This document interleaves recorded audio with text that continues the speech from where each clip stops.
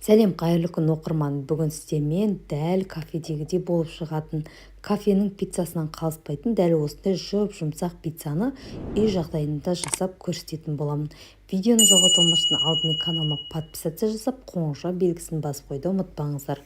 Алдымен жылы суымыздың үстіне тұзымызды салып, жақсылап ерітіп, бір ыдысымызға құйып алатын боламыз. Оның үстінен шекерімізді салып, оның үстінен дрожжымызды салып, оның үстінен сұйық майымызды құйып, жақсылап араластырып алатын боламыз.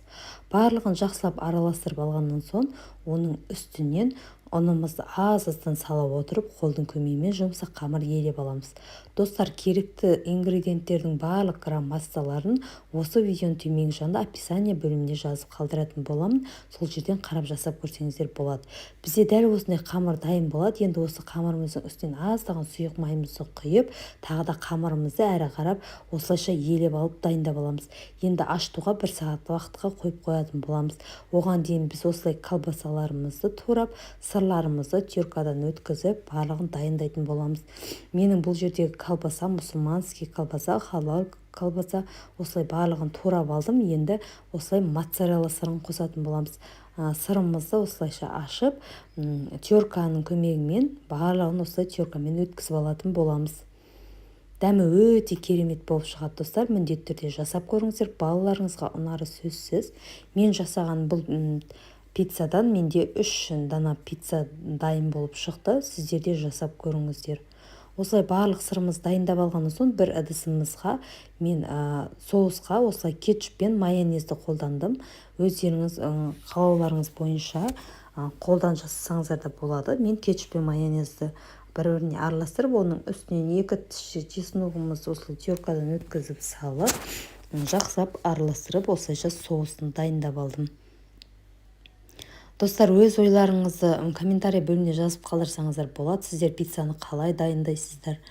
Барлығын осы видеодан төменгі жағында комментарий бөліміне жазып қалдырсаңыздар болады. Мен міндетті түрде комментарияны оқитын боламын. Дәл осылай міне қамырымыз біздің көтеріліп дайын болды. Енді осы дайын болған қамырымызды 3 бөлікке бөліп, 3 сыбала жасап, тындыруға қойып қоятын боламыз. Оның соң қамырларымыздың бәрі тынғаннан кейін біріне-бір алып, жайып дайындайтын боламыз. Осылай бәрін зүбала жасап, дайындап алатын боламыз. Достар, менің каналыма кіріп көрсеңіздер болады. Менің каналымда 250-ден астам рецепттер көп. Үй жағдайында жасалатын керемет, бір жасағаннан шығатын пирогтар, торттар, бір дана жұмыртқамен жасалатын, айранмен, сүтпен пісіретін заттар өте көп. Ішіне кіріп, каналыма кіріп, қарап көрсеңіздер болады. Осылай тынған қамырымыздың бір зүбаласын алып, дәл осылай оқтаудың көмегімен дәл осындай қалыңдықта, жұқалықта жайып аласыздар.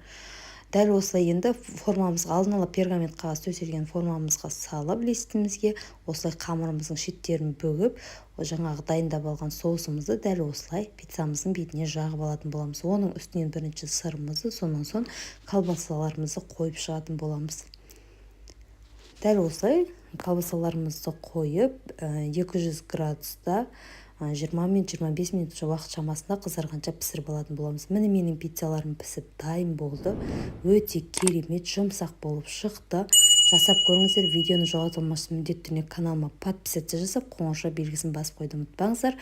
Назарларыңызға рахмет. Сіздермен бірге болған Алма